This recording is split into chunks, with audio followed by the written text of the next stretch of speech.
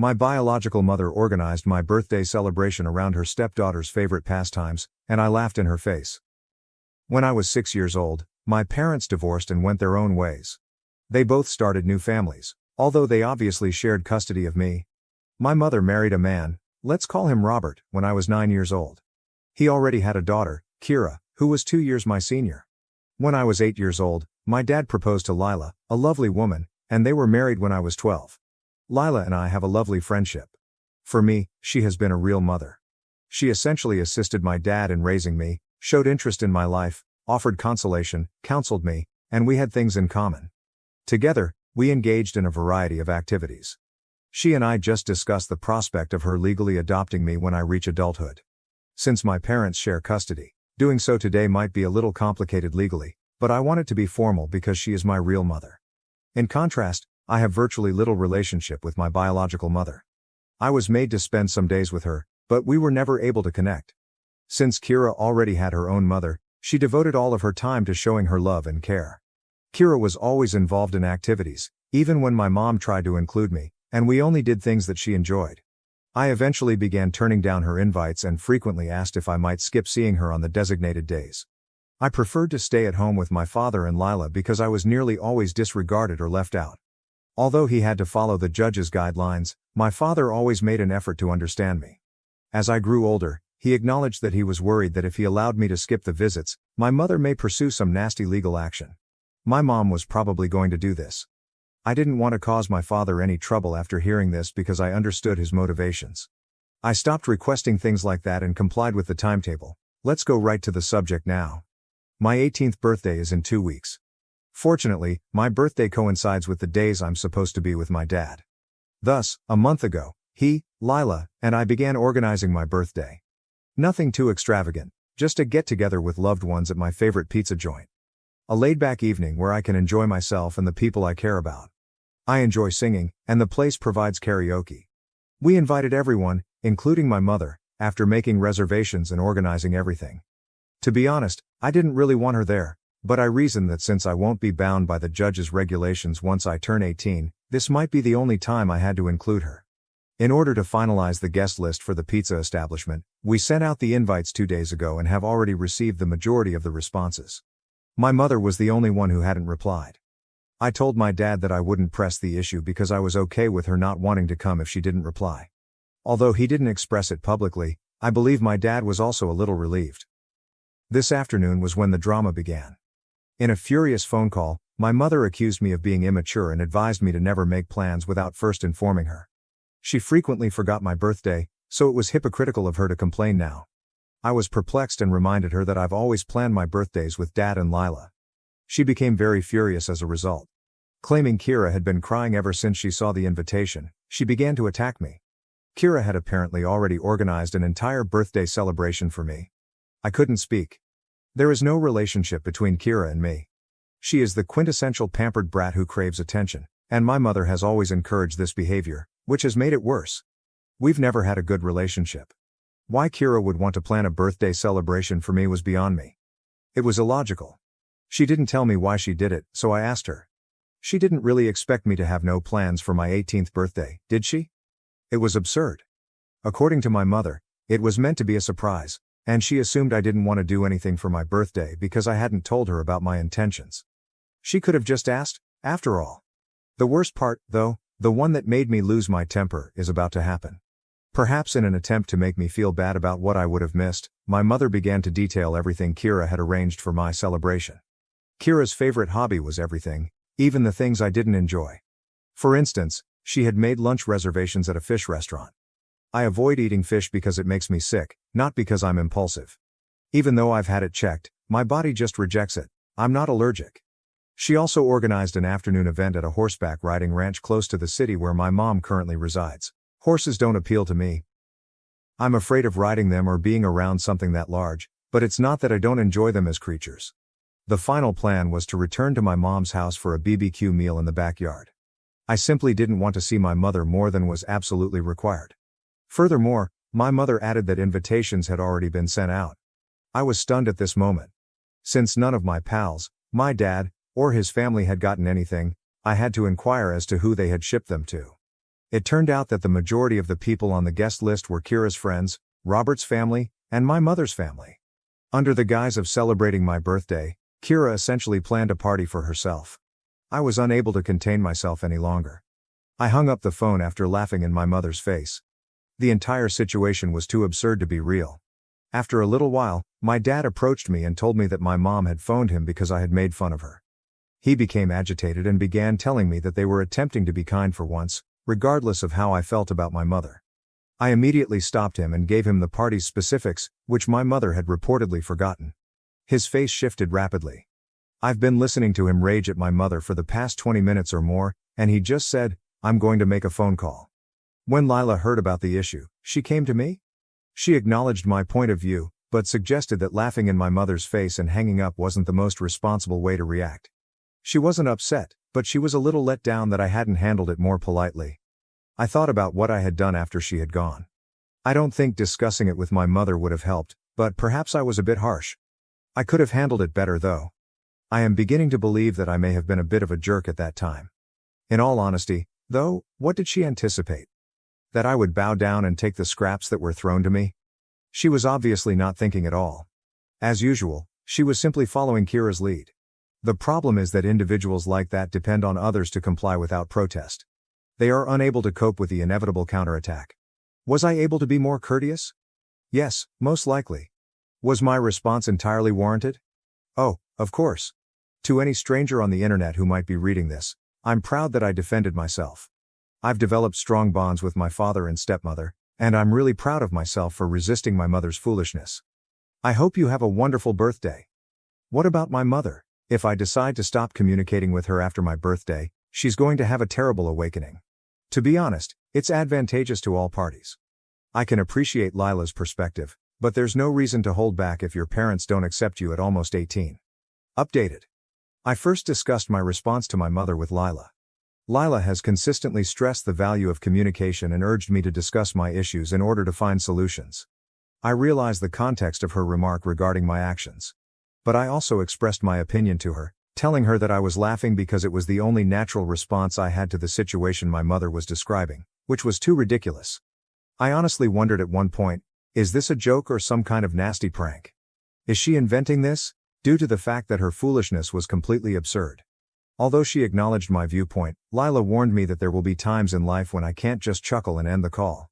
She was concerned about how I would respond and wanted to teach me how to deal with such circumstances in the future. I'm glad we had a conversation and were able to resolve the issue. I also discussed my dad's phone conversation with my mother. My mother apparently had a reason for everything. She said that Kira wanted to share her love of horseback riding with me, that she wanted to make a nice sisterly gesture on my special day, and that she didn't think my dislike of fish was a serious problem, just a whim. She even defended the fish restaurant by claiming that the fish they provided was the best in town. I threw up multiple times in front of her as a child, just because I was around areas that smelled strongly of fish, so that last excuse was a flagrant lie. She is well aware that I have a serious problem with it. My father said that Kira had obviously arranged the celebration for herself and that nothing they had prepared was done for me. He made the point that if none of my significant others were invited, it wasn't a party for me. Instead of reacting to this, my mother started to complain about how pampered and ungrateful I was. My dad then hung up the phone and told her to go to hell. I took another piece of advice from all of you after hearing this, and I wrote a letter to my mother. I decided to be mature this time and write it as courteously as I could. I stated I was sorry for laughing, but I explained that my only natural response to what she said was to laugh since it was so absurd. I reminded her that she doesn't know me at all, has never cared to get to know me, and never made an attempt to establish a relationship with me. I pointed out that they could enjoy the birthday celebration with their family and friends because it was full of things that Kira liked. Additionally, I informed her that her actions made it plain what her priorities were, so I rescinded her invitation to my pizza party and advised her not to bother attending. I said she wasn't on my list of priorities, which I now possessed. I informed her that I was already very happy having Lila as my mother. I asked her not to get in touch with me again and wished her well with her new family. I don't mind that she didn't reply after reading the message. She would have likely complained more about how spoiled and ungrateful I am if she had responded. She either doesn't understand or acts as though she doesn't, so there's no need in talking to her. But I feel more at peace now that I've made my feelings clear and this scenario is over. I'm grateful to everyone for assisting me in seeing that a definitive conclusion was required. My dad questioned my mom about how she could have thrown me a surprise party when I wasn't around. He also questioned how she could have believed that he wouldn't celebrate my 18th birthday. She clarified that Robert had made plans to come collect me on the morning of my birthday, but my dad took it a little personally. LOL. Under false pretenses, they planned to take me to my mother's house and explain the situation to Dad and Lila. To be honest, I have no idea how they anticipated this to function. No matter what reason they came up with, I would have flatly refused to visit my mom's house if it hadn't been her planned day. Above all, I would never have left Lila and Dad to celebrate my 18th birthday at my mother's house. A positive relationship between my mother and I would have been one thing, but that was certainly not the case. Robert is the only one I don't feel like blaming in all of this. Even though we were never close, he was always courteous to me when we shared a home. When I went to my mother's house, he even cleared out his study to give me a permanent place in his home. I don't blame him for anything because he always tried to be nice to me, even though we didn't form a stepdaughter-stepfather tie. He probably sincerely believes that the party is for me. We aren't close enough for him to understand my preferences unless my mother informed him, which I doubt she did.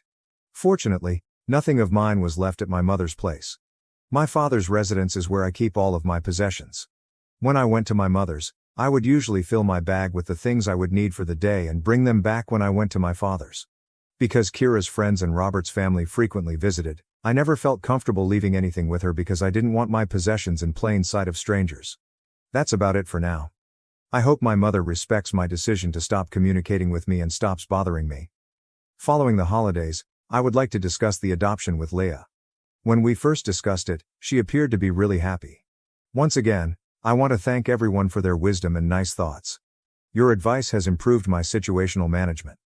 Although I acknowledge that I'm still a little immature, I believe this experience has allowed me to evolve and see the problem from a variety of angles. Best wishes to you? Yes, I considered contacting Robert, but I don't have his phone number. Since most of our meetings were friendly greets and light conversation, we never felt the need to stay in touch. The last time I left my mother's place, I believe Robert and I said our final goodbyes because I don't have Kira's number either. I don't spend a lot of time with my mother's relatives. My grandma, my aunt, and my uncle are the only 3 individuals involved. I've only seen my uncle a few times over the holidays when I'm spending time with my mother because he and his family reside a few hours away. Every time we interacted, it was short and far away. I only have friendly contact with my grandmother and aunt. They have given me money as birthday presents using my father's card, and we text each other holiday pleasantries, but that's about it. Even when we have met, our discussions have been informal and have only been exchanging life updates.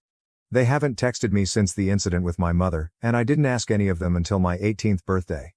I believe they simply don't give a damn. Let's go on to the second tale. Before anyone told me directly, my wife's friend's Instagram account revealed our pregnancy, causing a flurry of activity and tears. She is 27 and I am 29.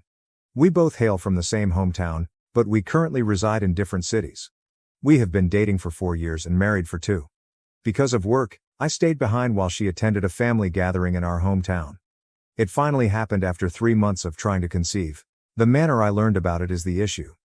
In our group conversation, my friend thanked me by sharing a screenshot of an Instagram story that one of my wife's friends had shared. "You're going to be the best mom," was the caption on the photo, which included my wife sobbing and embracing a few of her pals. I immediately contacted her, and she picked up right away, saying, "I have news, babe." I only said, "I know, you're pregnant." "Wow, babe, how did you know?" I simply answered, "I saw it on Instagram." "Didn't think to give me a call first?" "What?" she asked. I said, "Yeah, but your friends posted something." "I didn't." "That's one way to know I'll become a father." I said, "Thank you," and hung up. I was enraged. She called repeatedly, but I didn't pick up until my sister called a short while later. My sister had just arrived at my in-laws' house, where everyone was fighting and panicking, and my wife was confined in her room, so she asked me what was going on. She exclaimed, "There's no way she would do that," when I told her what had happened. "Well, she did," I said. My sister promised to investigate the situation. She gave me a call back a little while later and gave me all the details. I had cooled down by then and assumed it was just a bad buddy who had chosen to post without authorization. However, my sister gave me the specifics. My wife was apparently having a late period, and while she was visiting a friend, they asked, "What if you're already pregnant?" They purchased numerous pregnancy tests, each of which produced good results. They emailed some local acquaintances to invite them over after becoming alarmed and telling her parents. Just 2 hours had gone by between the time she learned and the moment her buddy shared the information on Instagram. Before telling me, my wife told 10 or more individuals. For the record, when my sister came, she informed me that the reason for the disagreement was that the other friends were angry with the person who had posted on Instagram. Evidently, they were all upset with her and felt that was a horrible thing to do. However, they were equally baffled as to why my wife hadn't informed me earlier. When I eventually contacted my wife, she was in tears. She apologized and explained that she hadn't told me yet since she had been preparing to surprise me. I expressed skepticism, pointing out that she wouldn't have been prepared to tell me at the same moment I called if she had truly intended to surprise me. I told her I needed some time to reflect when she fell silent. She screamed that we needed to discuss it and that I couldn't just leave.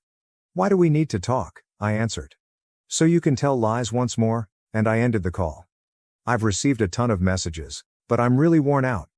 I'm exhausted by this. I'm not sure why. I'm not a crier, therefore it's odd for me to cry at random. I feel like I've been struck by a truck, but this isn't supposed to be a big problem. "Hey, I know this sucks, and it was crappy of her, but don't let this ruin it for you," was the message my sister sent me, and it truly stuck. "You will become a father. You will make a fantastic father. This is fantastic.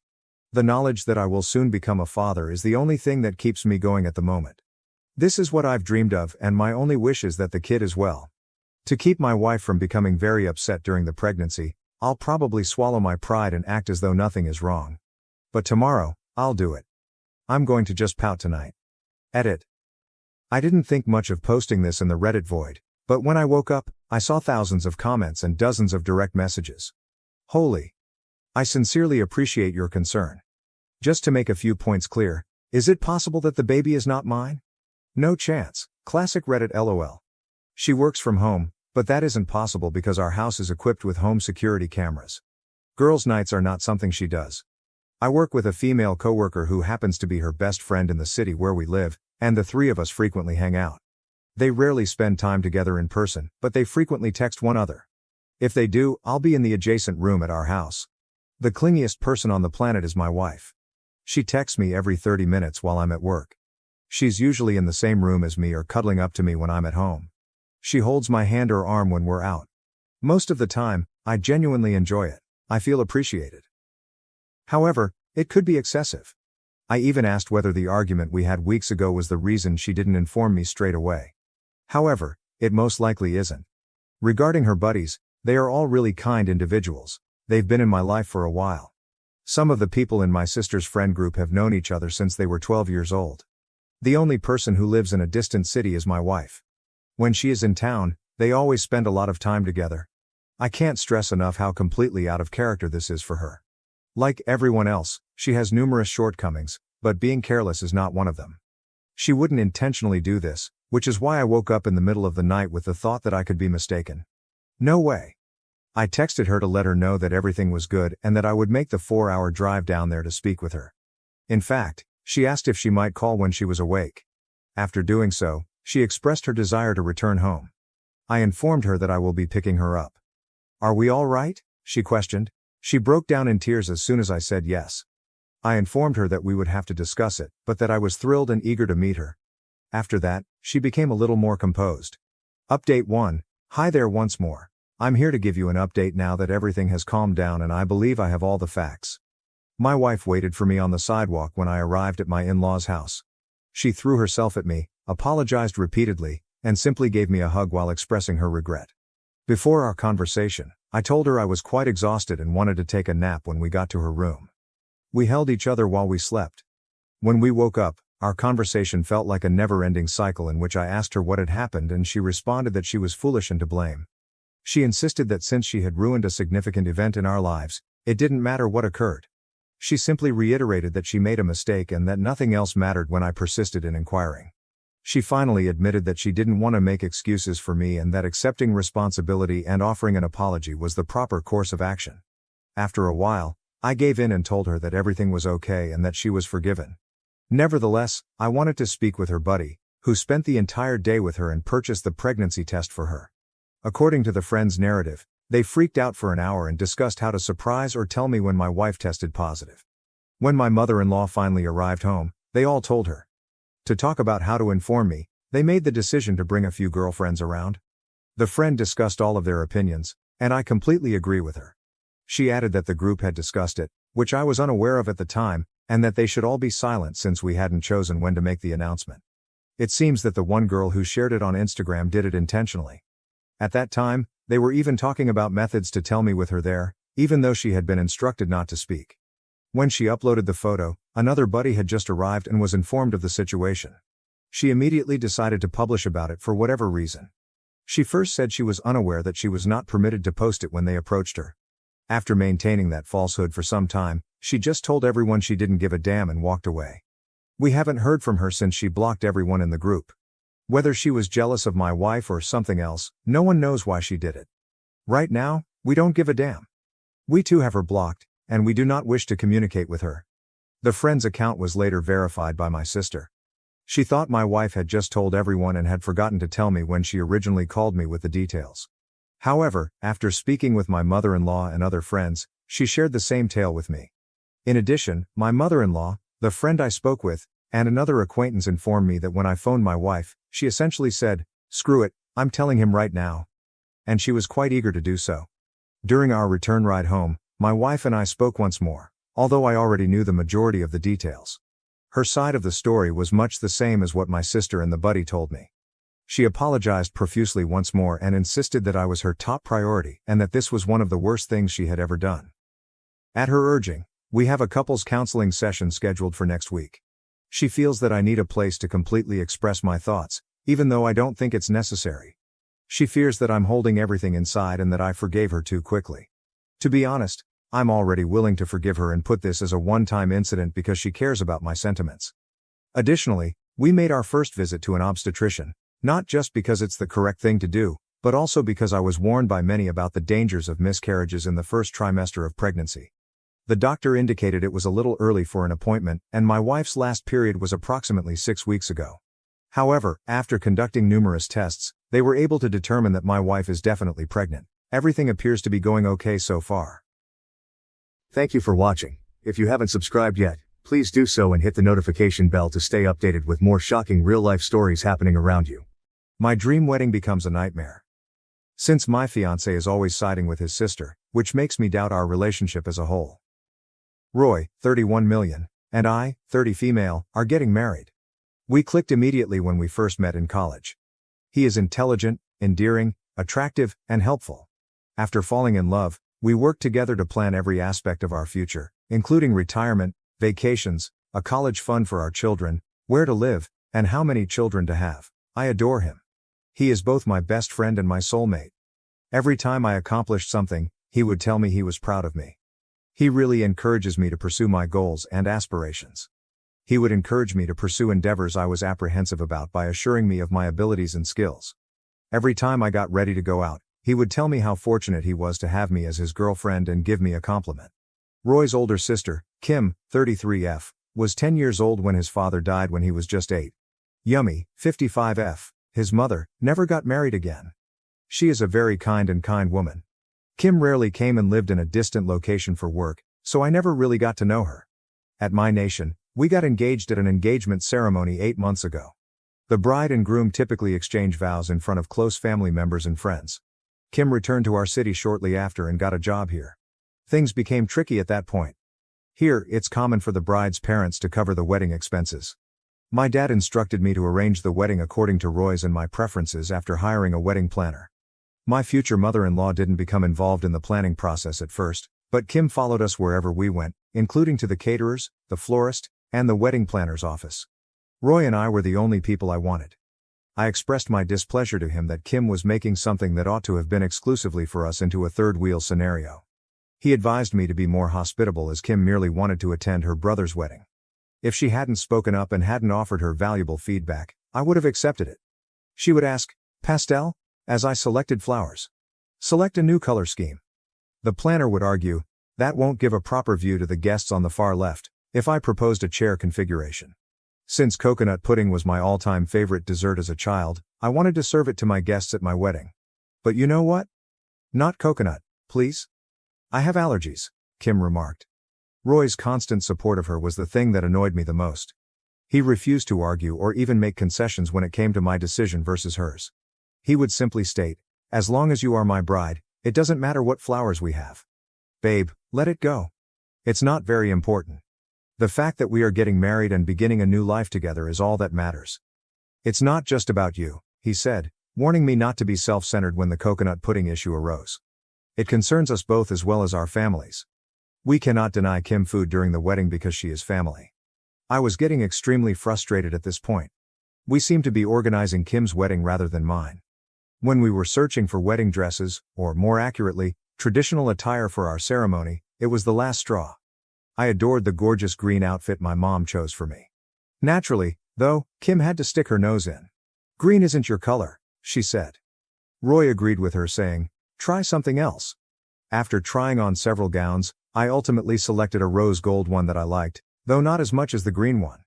When it was time for Kim to go shopping, she chose the exact same green dress and made the purchase. I went crazy. I left since I didn't want to cause a scene there. Roy and I got into a heated argument when we arrived home. "Green doesn't go well with your skin tone," he informed me. "Kim looks better in it." "Quit being such a baby. You had already chosen your dress when Kim chose that one." I was shocked to hear it.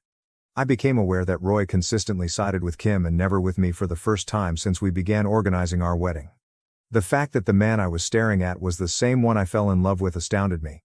Because Roy and Kim lost their father at a young age, they had a close relationship. He took her side when it came to our wedding and our vision, even though they were each other's best friends and support system as children. Roy would boast about his sister to anybody he could, even if they were admiring me, when we were dating in college. It was frustrating, but it wasn't a major thing, and I let it go since I knew he was very close to her. For example, if someone said that the coffee I prepared tasted good, he would remark, "If you think this is delicious, you must try the coffee my sister makes." However, since it's our wedding and not Kim's, I can't let it go this time. I screamed at him that if this wedding is taking place, it's either going to happen the way we both imagined it would or it won't. Roy became enraged and shouted back that I was only envious of his sister and would never be able to match her. Even though Kim had been nothing but courteous to me, he claimed that I was a bitter person for harboring resentment toward her.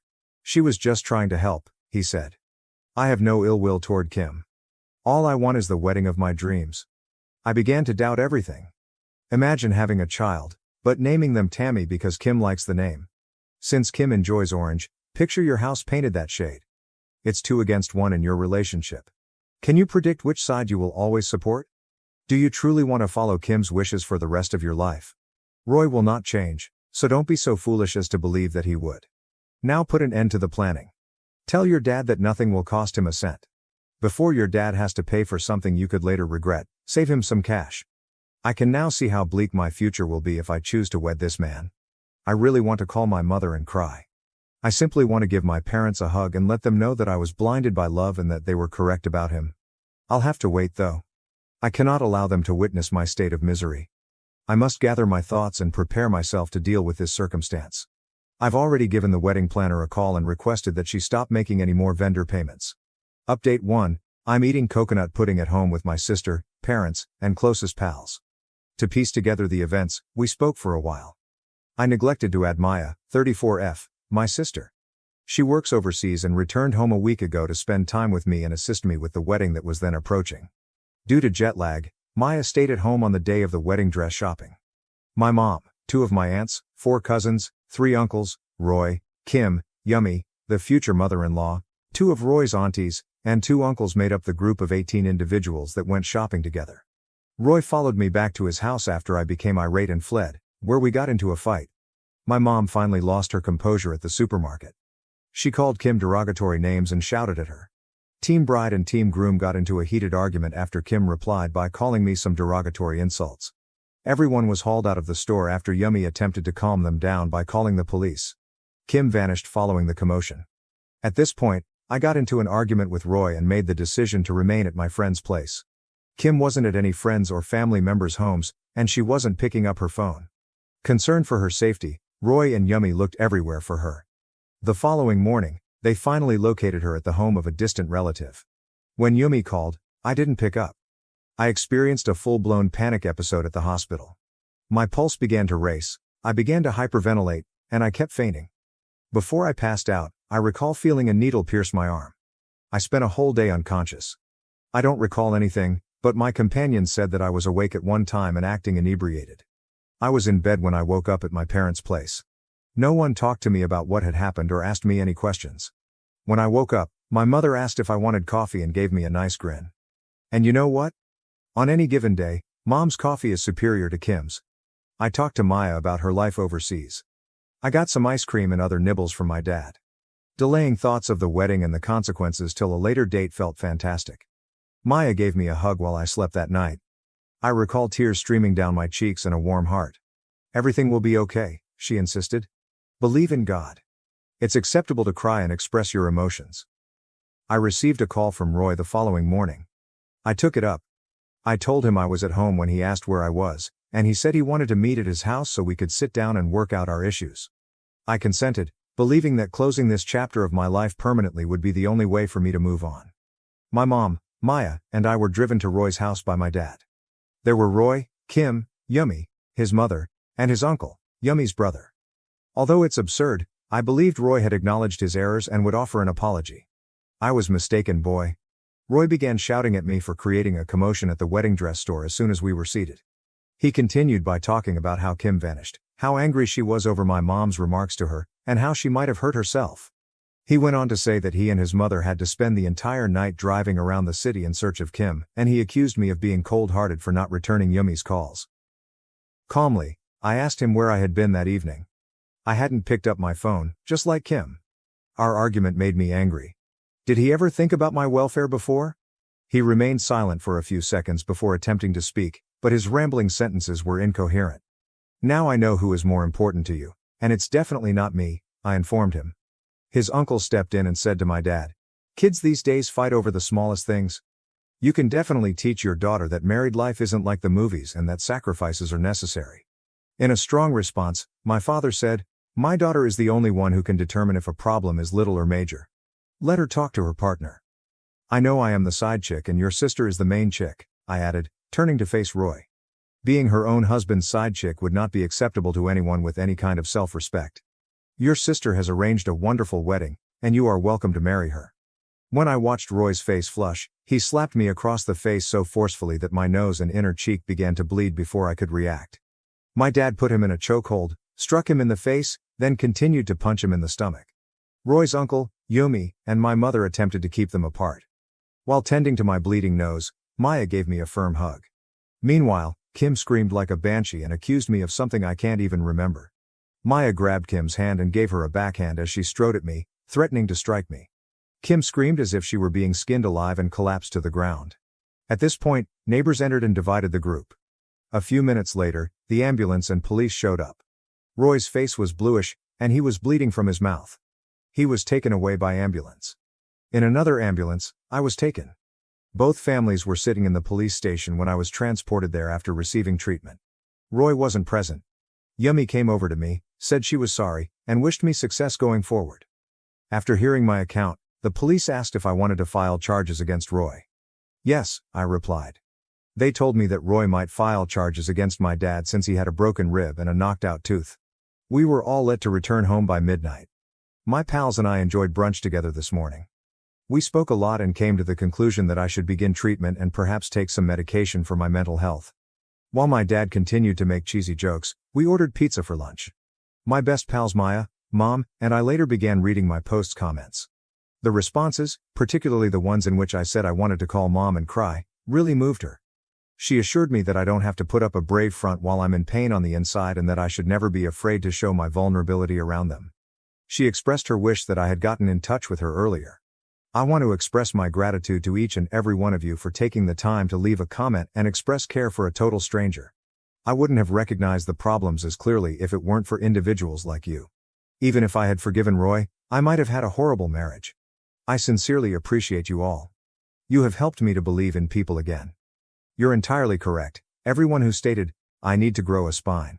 But I would like to express my viewpoint. Despite the fact that I have a master's degree and my parents never taught me this, girls in my country are frequently taught from an early age that those who maintain families are good girls, and those who destroy them are bad girls. I wouldn't confront Kim because I didn't want to start a fight because that's what bad girls do. I'm hoping treatment will help me change this way of thinking. In addition to the loss of the relationship in the past, I'm still in mourning for the lovely future I had imagined. I am mourning the death of my life's love, who in retrospect never really existed. I feel lighter today, but I know it will take time for me to recover. My parents are ecstatic, but they keep their joy from me since they know I'm still in pain. Since the fallout, they appear to have aged backward. Roy has been released from the medical facility. I wish him and his sister a lifetime of happiness. I'm thrilled to have discovered who genuinely loves me, and you have all demonstrated to me how supportive my family is. I've never made a better choice than to dump Roy. I no longer feel the claustrophobia I did after Kim moved back, thanks to Kim and Roy ruining my happiness. This demonstrates that it was the proper choice to leave him. Now to the next story, story 2. Fiancé blames me for his life choices, then breaks up.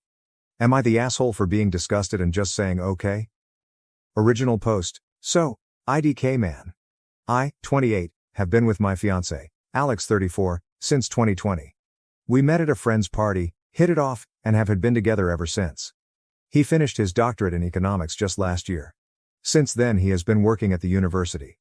I have my master's in media sciences and decided to start working instead of going for a PhD. Okay, so the problem is that Alex broke up with me last Monday. It was literally so surreal and honestly, just weird. For the past few months, he'd been acting strange. He was making demands and then dropping them immediately. A few examples. He told me we were going to paint our walls back from dark green to white. When I asked why, he just said, "For fuck's sake, forget it," and never brought it up again, even when I asked. Another time, he came home and got mad because I was sitting on the couch with my head covered in a blanket. I had cramps. He was upset because I was just sitting there watching Netflix. Mind you, the house was spotless. When I tried to talk about it, he said, "Forget it, it's not a big deal." This kind of thing became common.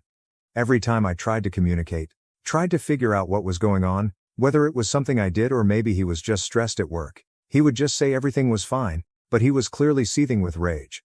I didn't even have to do anything. He would find something to complain about: the apartment, clothes, me, work, etc. So I gave him space, which apparently was also wrong. I told him I was going to help my parents with repairs for a few days, and somehow that was also wrong because he wanted to renovate the apartment too.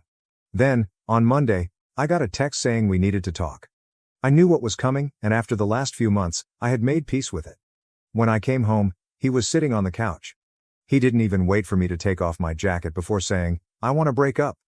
Then the verbal diarrhea started. He told me he resented me. First, because I didn't pursue my academic career further, even though I was capable, and he didn't want to upset me at the time. Then, when I started making more money, since he didn't make much as a PhD student, he felt like I should have the last word financially, and he hated it. Mind you, I never said anything like, "It's my money, so I have the final say." That's a rule he imposed on himself, and he hated it. He said he hated our paint scheme, the couch, and even our fucking crockpot.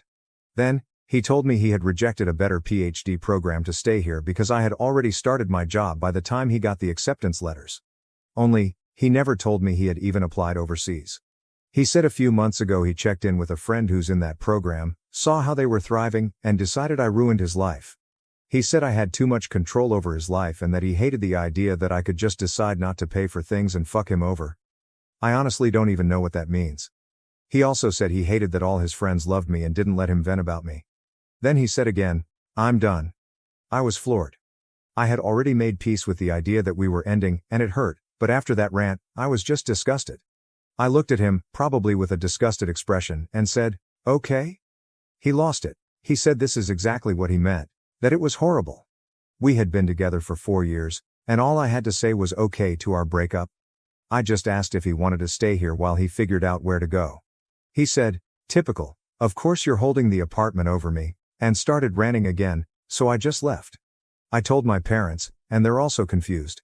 My dad suggested I reach out to our landlord and explain the situation to see what options I have. I can keep paying the rent no problem myself. He covered the utilities and some subscriptions. Just to reiterate, I never had a problem with this. I saw that he was chasing his dream, and that was more important to me than a 50-50 financial split. I make good money and am happy at my job. I never saw it as slaving away.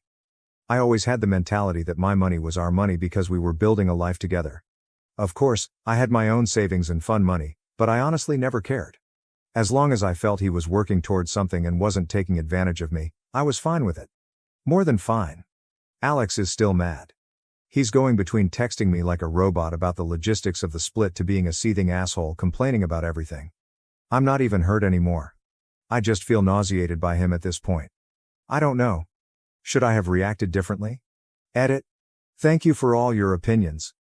It was nice to get this off my chest, lol. Just to clarify, I don't feel like a victim. I feel like something happened, and my relationship just turned bad. He behaved like an asshole, but that is the extent of it. Very clearly, something is going on. But he doesn't want me to be part of whatever it is, and I have to respect that. Now I just have to detangle myself legally from him, and after that, I'll just be left alone with my ugly green wall color. I think I might also adopt a cat as my ex was really allergic. Some of OOP's comments. Commenter, NTA. Dude basically said he hates you and everything about you. What are you supposed to do, beg for his love when you can find someone who'll give it to you readily? Nah. Sorry this happened and that you were blindsided, but this will be a good thing in the long run. On to the next. FYIW. He sounds jealous, insecure and emotionally stunted. If what you've written is how things played out, then you dodged a huge bullet. Ope.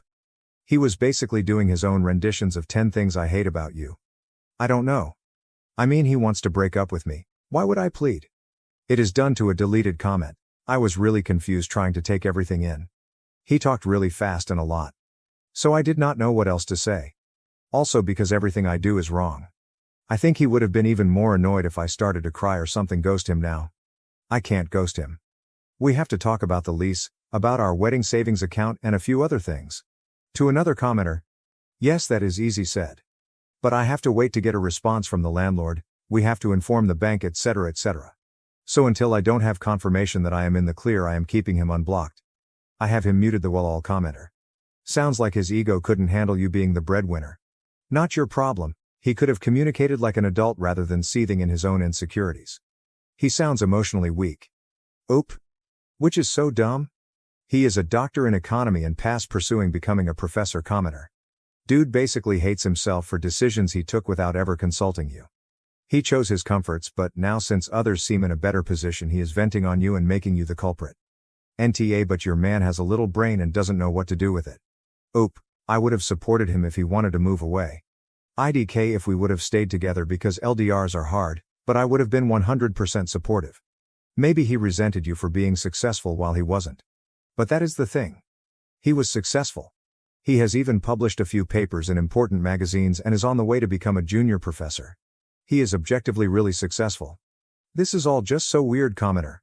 Girl, I've been with a man like that. They want drama. They want toxicity. They will fuck up your life out of pure insecurity and hate. You dodged a massive bullet. I'm sorry this happened. You deserve better. Wish you the best, OOP. Then I hope he meets the telenovela star of his dreams. I prefer my boring happy life. Commenter. What country are you in? Here in the US, the average person would have accumulated debt if they made it that far in their education.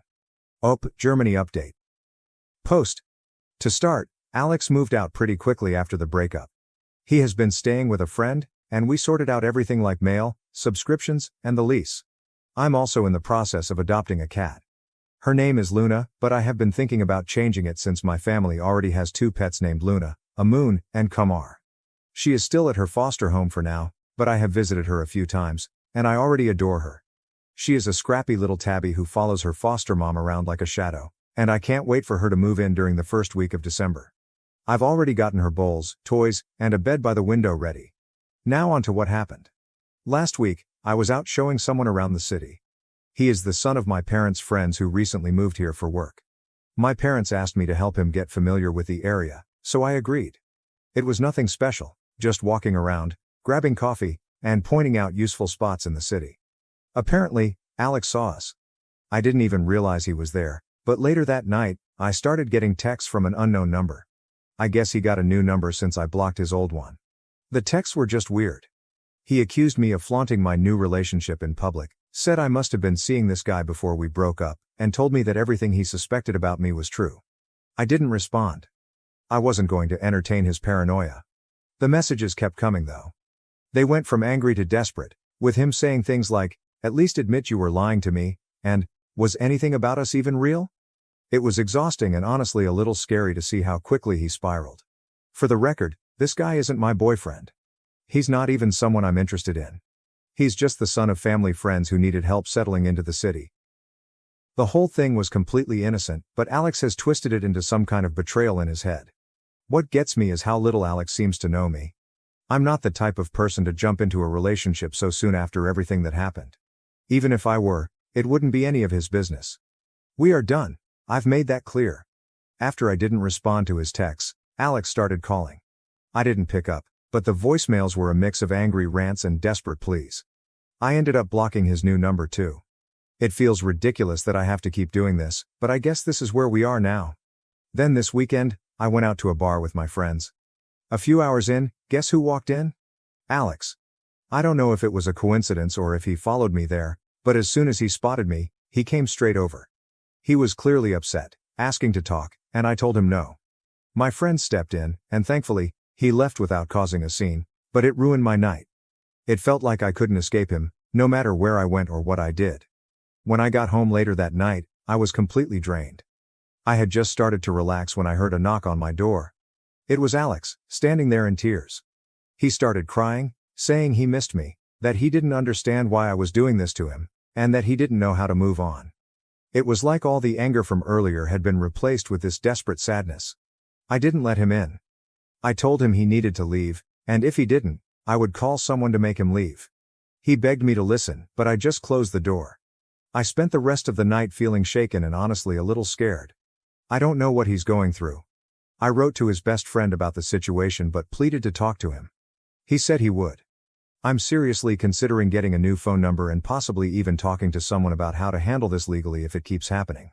It feels unfair that I have to go to these lengths just to have some peace, but I don't see another option. Update post 2, November 28, 2024, 3 days later. Thanks for the concern and support I've received. I'm fine, really. A lot of people suggested things like getting a restraining order, but I just want to clarify that it's not as simple as walking into an office and asking for one. The process involves proving there's an immediate danger to your safety, providing evidence like texts, calls, or witnesses, and then attending court to get approval. It's not something you can do lightly or without solid proof. And no, I'm obviously not getting a gun. I've also seen people diagnosing Alex with various mental health issues, and I want to ask everyone to stop. Yes, something is clearly wrong, but I'm not a doctor, and neither are most of you. It's not fair or helpful to label him with something like bipolar disorder or anything else without real expertise. For what it's worth, I don't actually feel like I'm in danger. In the past month, these were the only 3 incidents that happened. I don't think he's actively stalking me so much as he just knew my patterns. The bar we were at is my favorite spot, and it was a party of one of my closest friends, so it makes sense that he might have guessed I'd be there. When he showed up at my apartment, he knew what time I usually got home. The city tour is the only thing that might have been more intentional, but it could also have been a coincidence that triggered everything. Anyway, this is the end of it. Yesterday, Alex came over with his mom and one of his friends. At first, I didn't want to let him in, but he promised me that this would be the last time I ever saw him. I agreed, mostly because his mom and friend were there, and I figured it would be more awkward to argue on my doorstep. When we sat down, Alex admitted that he was going through a crisis. He told me he was mad at me, but he didn't know why. He said he doesn't like me, that I annoy him, but that he weirdly still loves me, which is why he went crazy when he saw me with someone else. He assured me there wasn't anyone else on his end either. He said he felt like he was going insane. He talked about how he feels judged for being older and not being able to give me the life he thinks I deserve. He said he hates his colleagues, hates his job, hates everything right now, and that everyone and everything annoys him. He told me he feels old and like he should want kids at this point in his life, but he doesn't, and that thought terrifies him. He said he just wants to be alone and not talk to anyone for a while. I didn't say much. I mostly just nodded because I didn't know what to say. After he was done, he told me he was leaving. He's on some kind of mental health leave from work, and he said he's leaving the country on Sunday. He's going to South America to spend time in nature and find himself. He thanked me for everything and said he was sorry for how he acted. Then he just got up, grabbed the few things he had left at my place, and walked out. His mom was inconsolable. She kept apologizing to me over and over, saying how embarrassed she was by his behavior. I told her it was okay and that she didn't need to apologize to him. She cried a lot, and his friend ended up driving her home after Alex left. I don't really know how I feel about all of this. Part of me is relieved that it's over. Part of me feels sad for him because he clearly doesn't know how to deal with everything he's feeling. Mostly, though, I just feel tired. I'm glad he's taking steps to figure himself out, but it's not my responsibility anymore. Some of OOP's comments on not getting a gun, editor's note. It was more than likely a downvoted troll who asked, but I liked OOP's response. You can't buy guns at an Aldi. It's more dangerous to own a gun when you have no training with it than not owning one. Commenter. He's a little young for a midlife crisis, but certainly, the man is having issues with his life choices, and it's tearing him apart. Your empathy is warranted, but in the end, those troubles are his, not yours. Hopefully, this is the last you'll hear of him. Good luck to you. Oop. It's just a life crisis then, I guess. Who knows? Update, same post. December 3, 2024, 5 days later, about 6 weeks from OG post. Edit December 3rd. He is definitely gone. My friend sent me some of his Insta stories of him at the airport and then about a day later in Bogota. So, yep, he is gone. I am safe, and on Friday, I get to pick up Helios Maximus first, LOL, Heli for short. Thank you for watching. If you haven't subscribed yet, please do so and hit the notification bell to stay updated with more shocking real-life stories happening around you. My mother always defended my older brother, but when he stole my younger brother's fiancée, our family could never be mended. My mother wants me and my brothers to overlook the fact that our younger brother's fiancée was stolen by our cunning golden child older brother. I never imagined that my family would fall apart in this way. A year ago, I would have laughed if someone had predicted that my elder brother, Caleb, would do something so heinous. My mother has always led us to believe that Caleb is the golden child, the one who did everything correctly. However, I can't stop thinking about how we got here as I sit here in my apartment and relive the nightmare that occurred only a few weeks ago. Logan's wedding, or what was meant to be Logan's wedding, was the beginning. Logan, my younger brother, is the most sincere individual I've ever encountered. He is a gentle, considerate man, who would give you his last dollar without hesitation. We were all overjoyed when he proposed to Avery. Avery seemed to love Logan as much as he loved her, and she was intelligent and humorous. Together, they were ideal. They were one of those couples you can tell is meant to be. And then there was Caleb. Even now, the details remain unclear. Logan and Avery were choosing flowers and completing the guest list one week. Avery was canceling the wedding the next week. Logan arrived at my door completely broken, which is why I can still clearly recall that day. His eyes were red-rimmed from sobbing, and his face looked pallid. He informed me that Avery had broken up with him. She simply stated that she couldn't carry it out without providing an explanation. I initially believed it might be chilly feet. Yes, that does happen. Weddings are a stressful event. Then, however, the truth was revealed. Avery and Caleb, who was supposed to be Logan's best man, appeared at a family BBQ less than 3 days later. We were all invited over for family time by my mom, Linda. I wanted to see how Logan was doing because I hadn't seen him since he arrived at my door crying. Caleb holding Avery's hand as they walked into the backyard as if it were the most natural thing in the world is something I will always remember. The whole yard fell silent, as if someone had put life on hold. As I tried to take in what I was seeing, I glanced at Avery and then at Caleb. What on earth is this? Louder than I intended, I asked. The king of smug smiles, Caleb, shrugged as if it didn't matter. He declared, Avery and I are now together. Thankfully, Logan wasn't around, but my sister Riley dropped the pitcher of lemonade she was pouring. The patio's glass broke. I couldn't read my mother's expression as she looked at Caleb, but it wasn't one of shock. For me, that was the first warning sign. Linda had forewarned no one, but she instinctively knew this was happening. You're kidding, I responded, trembling. Avery refused to look at me, so I hoped this was some terrible joke. Her face reddened with guilt, but she continued to stare at the grass. I've detested Caleb's calm-down expression since we were young. In a frustratingly casual tone, he stated, It's complicated, Mason. But everyone will benefit from this. For everybody? I lost my temper. How about Logan? You just took your brother's fiancée, but what about that? The term stole made Avery wince, but Caleb didn't even pause. The relationship between her and Logan didn't work out. This wasn't planned, he said. I made sure he didn't finish though. Too furious to even look at him, I bounded away. Riley came into the kitchen after me. Did you see Mom? She said, trembling. She said nothing at all. She seems to be fine with this. The second warning sign was that. Caleb had always held a special place in Linda's heart. Being the eldest, he made the family proud with his corporate career and college degree. Logan and I, on the other hand, were just Logan and me. I used to make a joke about us being the family's spare parts, but it didn't feel humorous anymore. I gave Logan a call later that evening. I asked him if he was aware of Avery and Caleb. He didn't. He sounded hollow when I told him, not even upset. Silently. Of course it was Caleb, he said. It's always Caleb. The consequences were immediate. Riley completely cut all communication with Caleb. He dismissed my attempt to confront him once more, claiming that I was exaggerating. A few days later, my mother contacted me, her voice eerily serene. "Mason, we need to talk," she remarked. "About what?" Still fuming over Caleb and Avery, I inquired. "This weekend, we're having dinner at the house. Riley and you should come. It's time to put this behind us." I believed I had misheard her. Move past this? Logan was deceived by Avery. His heart was broken by her. Additionally, Caleb. She gently interrupted me, saying, "I know it's hard, but Caleb is still your brother.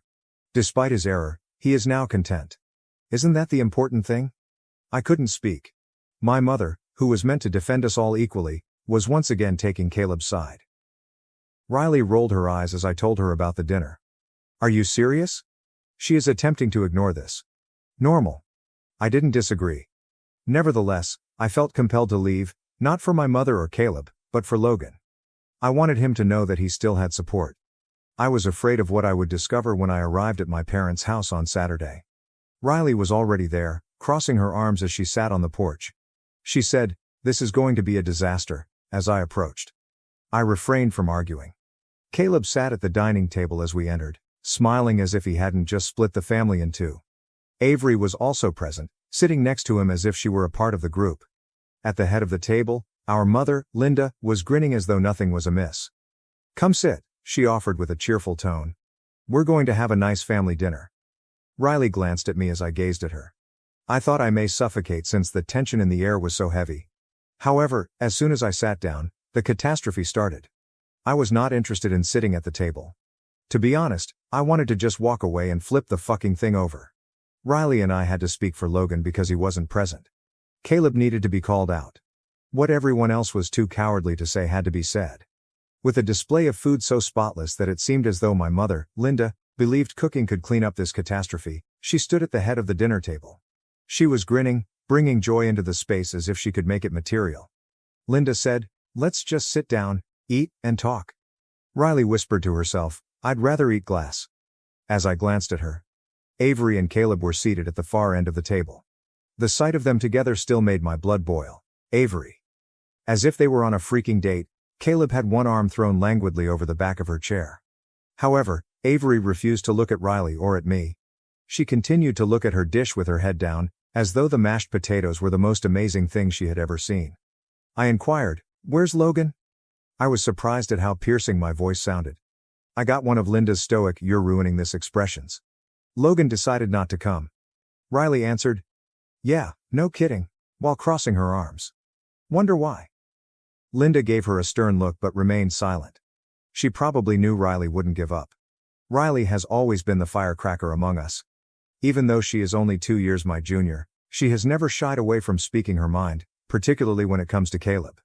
Caleb, who was buttering a roll as if he hadn't just exploded a nuclear bomb in our family, caught my attention. "So, Caleb," I replied. "You're just okay with all of this?" He gave me his angry, calm down face as he gazed up at me. God, I detested that expression.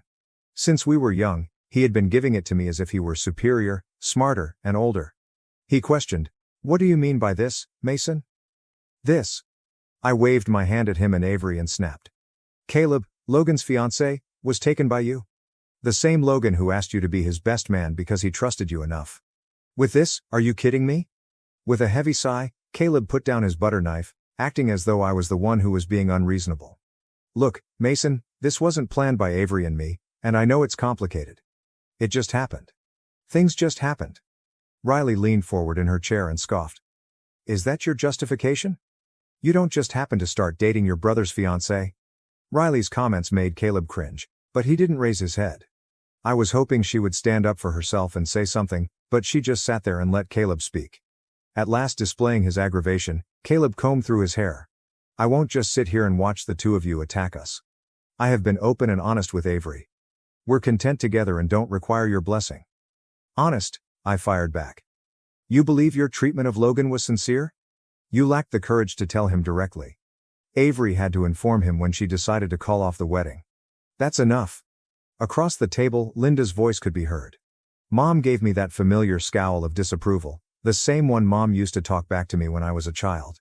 We are not going to spend this dinner yelling at each other like children. Riley pushed her dish away and said, then maybe Caleb shouldn't have acted like one. Linda replied, Riley, please, in a strained voice. This isn't beneficial. The reason Caleb and Avery are here is to continue their family's journey. We must all extend forgiveness and move on from this.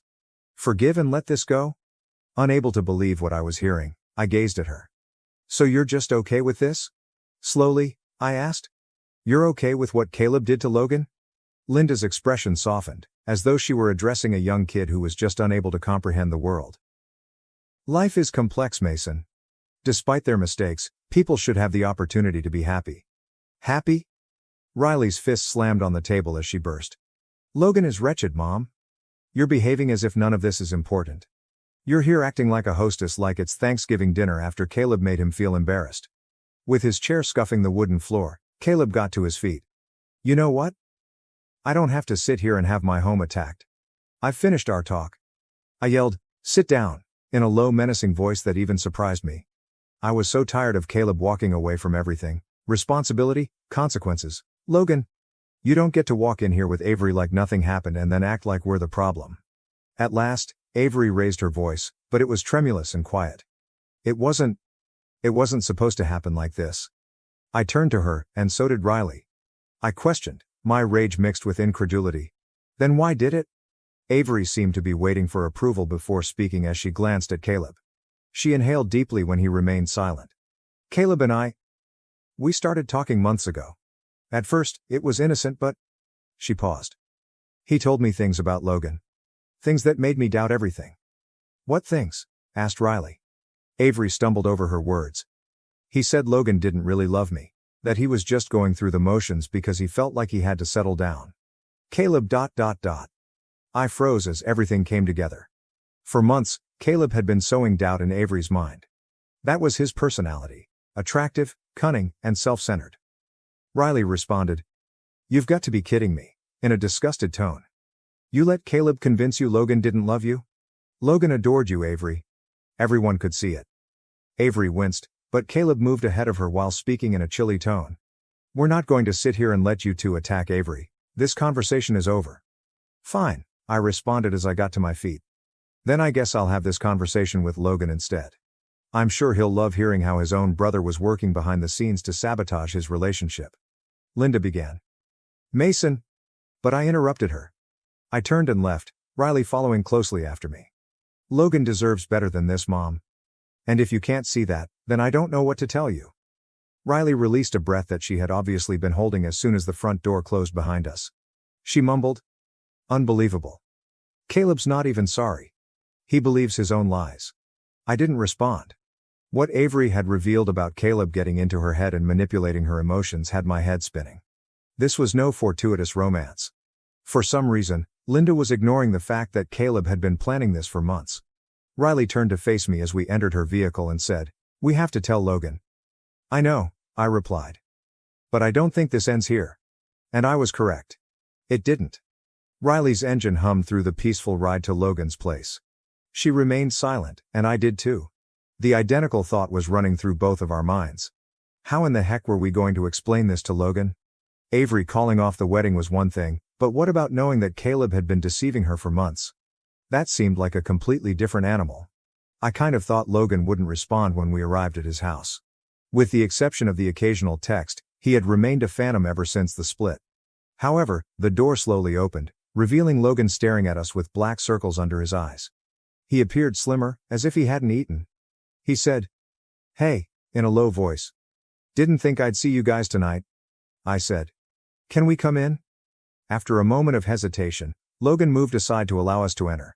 The flat appeared as worn out as he was. The curtains were drawn, his couch appeared to be his bed these days, and takeout containers were piled on the coffee table. Logan laughed without laughter when he saw that I was staring. "Yeah, I know it's a mess. Take a seat," he said, sweeping papers from the cushions and pointing to the couch. Logan remained standing, leaning against the wall with his arms folded, while Riley and I sat. He appeared protective, as though he was aware that we weren't just stopping by. "What's up?" he finally inquired, his gaze darting between us. Riley didn't hold out. "Logan, we need to tell you something about Caleb." Logan stiffened as soon as she spoke Caleb's name. His eyes widened and his jaw tensed. "I don't want to talk about him," I whispered. "You need to hear this. It's about what really happened with Avery." Her name made Logan cringe. I thought he was going to throw us out, but he sat down in the armchair across from us after letting out a trembling breath. "Fine," he replied. "Say whatever you came here to say." I didn't mince words. Despite the pain, Logan deserved to know the truth. "Avery told us tonight that Caleb had been talking to her for months. He told her things that made her believe you didn't really love her." At first, Logan's expression remained unchanged. He remained motionless as he gazed at me. He gently averted his gaze and squeezed his fists against his thighs, but I wasn't even positive he had heard me. He spoke the words. "So Caleb convinced her to leave me," in a whispery tone. "Manipulated her," said Riley again. "He played with her head." "Logan," she stated. "She thought you were just settling for her because Caleb got in her ear." Logan gave a sour laugh, but it was devoid of humor. "Of course he did. That's Caleb. He's always been good at taking things that don't belong to him." I was astonished by the hostility in his voice. Logan has consistently maintained our family's composure. Logan is the quiet anchor if Riley is the firework, and I am the middle child who is always caught in the between. He is not angry. He simply becomes depressed. Now though, he now had an angry expression. "He's done this before," Logan stated abruptly as he looked at the ground. Riley said, "What do you mean?" Logan's expression darkened as he looked up. "Do you honestly believe that this is the first time Caleb has taken anything that was rightfully mine? Do you recall my senior school soccer tryout?" Logan inquired. While attempting to piece things together, I scowled and said, "Yeah, you didn't make the team." "No, I did," Logan said with a sour smile. "Caleb persuaded the coach that he would be a better option and that I was unreliable, even though I made the squad. It took me years to find out. While Caleb made varsity, I was dismissed." "What?" Riley's eyes widened. "Why didn't you say anything, Logan?" "Because nobody would have believed me," he shrugged, adding, "Caleb has always been the one. The golden boy is Caleb. Caleb is impervious to error." After hearing this, something clicked in my mind. Caleb had been our mother's world for years, charming, ambitious, and self-assured, everything an ideal oldest son should be. However, now that the cracks were showing, it became clear that he didn't just take things because he wanted them. He did it to win, to show that he was superior to the rest of us. "Logan," I continued slowly, "what do you suppose caused him to do this to Avery now?" Logan gave me a dumbfounded look and said, "Because he could. I've always made Caleb envious. It's not over. He does a good job of hiding it. Like he's taken everything else, I believe he decided to take away Avery after realizing how happy I was with her." Logan was right. This wasn't just about Avery. It was about Caleb needing to repeatedly demonstrate that he was the best, regardless of who he injured along the way. There was a brief period of silence. Riley appeared to want to punch a wall, and I felt sick to my stomach. Logan wiped his face and said, "You know what's the worst? I cherished her. I cherished her dearly. I also had faith in Caleb. I assumed he was pleased with me." I muttered, "I'm sorry," since I had no idea what else to say and it seemed so hollow. "You don't have to apologize to me," Logan said, shaking his head. "Please let me know what you plan to do about it." Riley grimaced. "What are you saying?" Logan's voice was harsh as he stated, "I mean, Caleb isn't done? You think he's simply going to stop after this? Mom is already on his side. I'm the bad one for not letting it go, but he'll keep making things up until the rest of the family forgives him. He acts in that manner." Riley and I looked at each other, and Logan was right. I hate to say it, but our mother was already setting the stage for us to go over this, and if we didn't do something, Caleb would win, as he usually does. Riley stated, "Mom needs to see what's going on, so we need to talk to her. She cannot continue to stand up for him." "Good luck with that," said Logan, snorting. "Until the day she passes away, Mom will stand up for Caleb. Your time is being wasted." Linda had always made excuses for Caleb, perhaps because he was the firstborn or because he reminded her of herself, but whatever the reason, She had been ignoring Caleb's behavior for years, and it had finally come to this point. I didn't want to believe that, but I knew deep down that Logan wasn't wrong. One thing was clear to me as I watched my younger brother sit in his damaged apartment, though: Caleb was not going to get away with this time. I firmly stated, "This time, we're not going to let him win." After giving me a long look, Logan nodded and said, "Good. Because I'm tired of being a punching bag for Caleb." I sensed a change in myself as Riley and I left Logan's apartment that evening. I was done being kind, done letting Caleb bully everyone while Linda applauded him, and it was time to face Caleb head on. This time, I wasn't going to hold back. Riley and I quickly decided what needed to happen next. Caleb needed to be confronted, really confronted, and not just about Avery. This was about everything that Caleb had been doing for years, including manipulating people, twisting circumstances, and making himself appear like the ideal son while ignoring the rest of us. Logan was correct. Caleb wouldn't stop unless he was forced to, and we were going to force him. When Riley and I unexpectedly arrived at our parents' house the following morning, Linda opened the door, looking astonished to see us and as though she had been up all night worrying. To be honest, good. Her grin was forced. "Mason, Riley," she continued. "What are you doing here?" "We need to talk to Caleb," I said as I walked into the living room, sweeping past her. Linda groaned deeply as she shut the door, and Riley trailed behind me. "This again? Can't you just?" she asked, her voice already worn out. Riley interrupted, turning to stare at her saying, "No, Mom. We can't." "Is Caleb present?" I inquired. "He's upstairs, but I don't know why you," Linda said after hesitating, then nodded. "Perfect," I murmured as I made my way up the stairs. Linda called after me and said, "Mason, don't start anything." Linda had let Caleb for too long, and it was time for someone to do what she wouldn't do, so I disregarded her. I didn't care what Linda thought at this point. Caleb was sitting on his bed with his laptop open when Riley and I marched up the stairs and down the hallway to his old bedroom. The door was half open, so we didn't bother knocking, and I pushed it open. His face twisted into a mixture of smugness and annoyance when he looked up and saw us. "To whom am I due this distinction?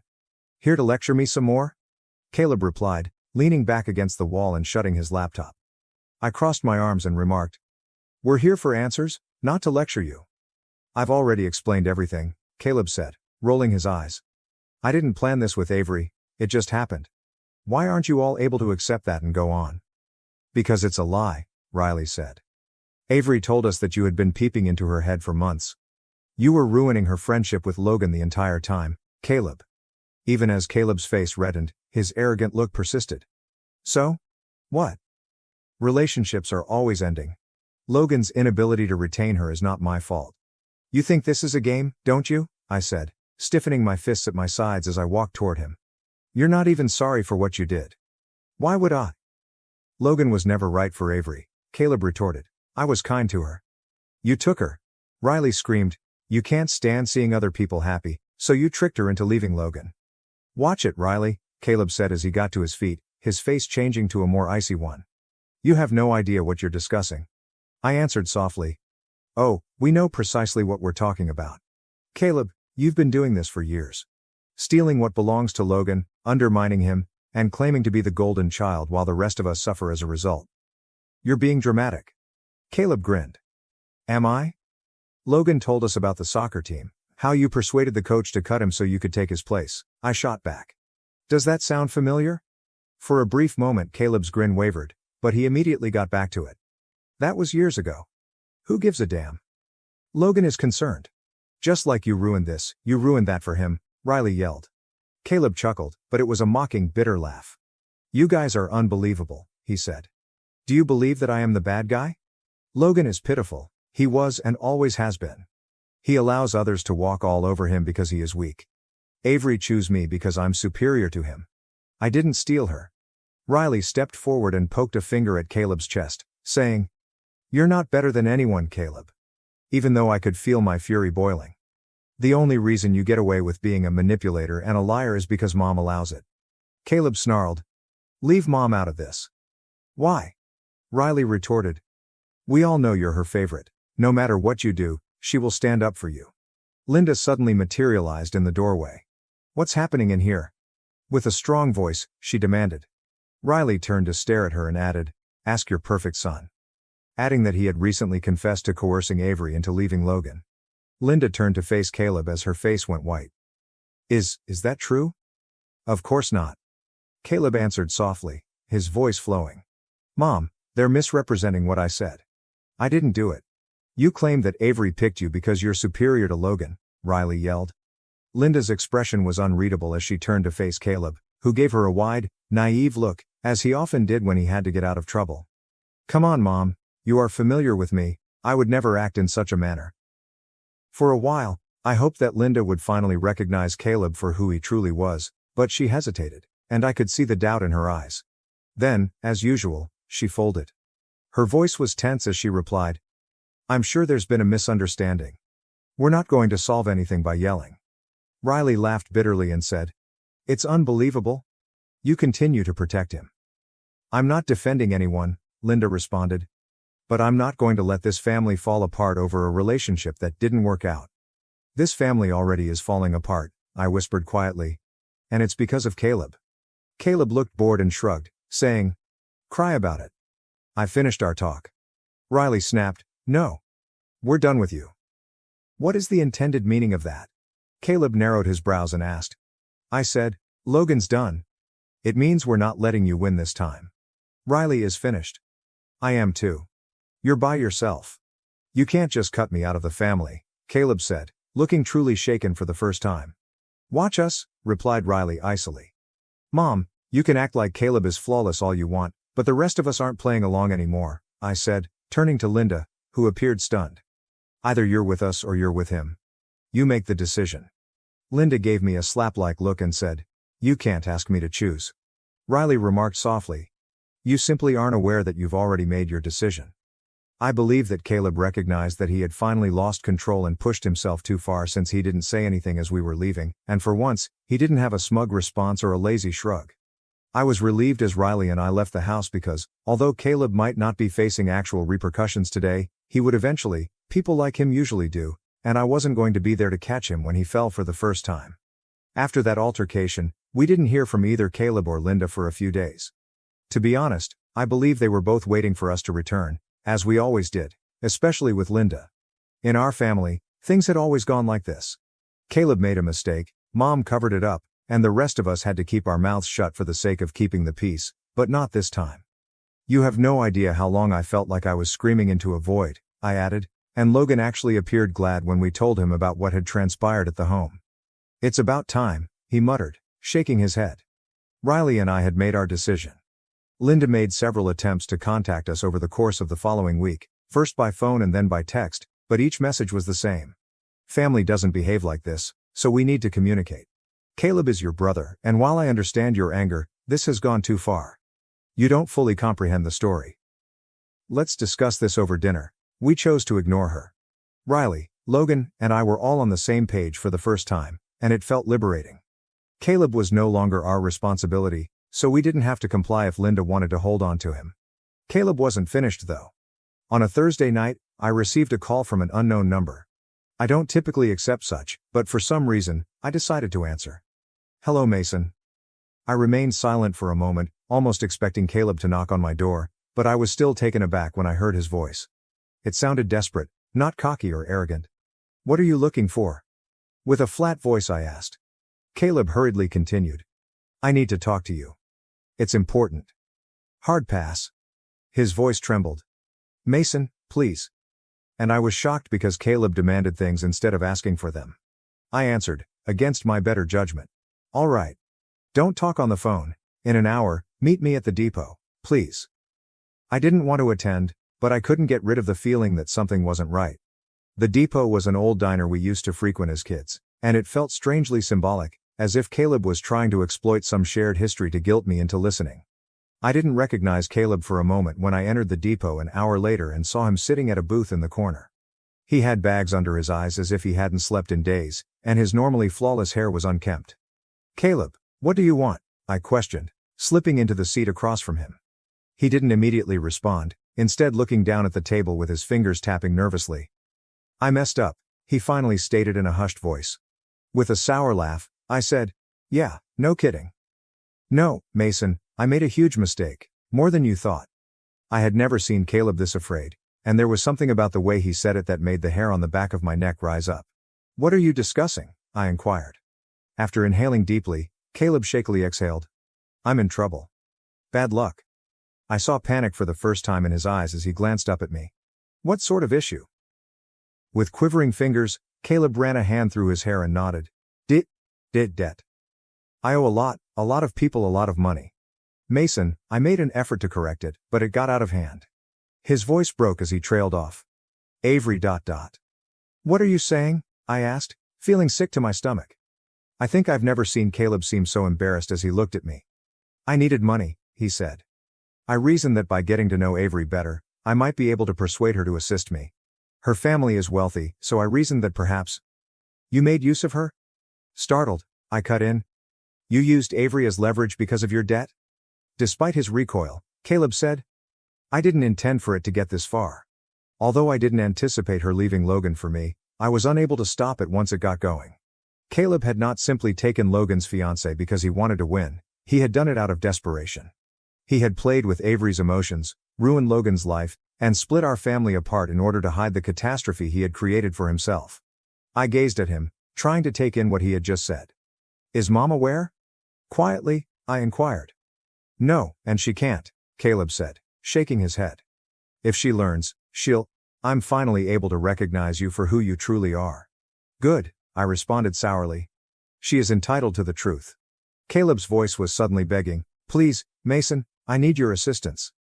I have no other people." "Aid you?" I chuckled incredulously. "Are you serious? After all of your actions?" Caleb said. "You're my brother. Family is meant to stay together."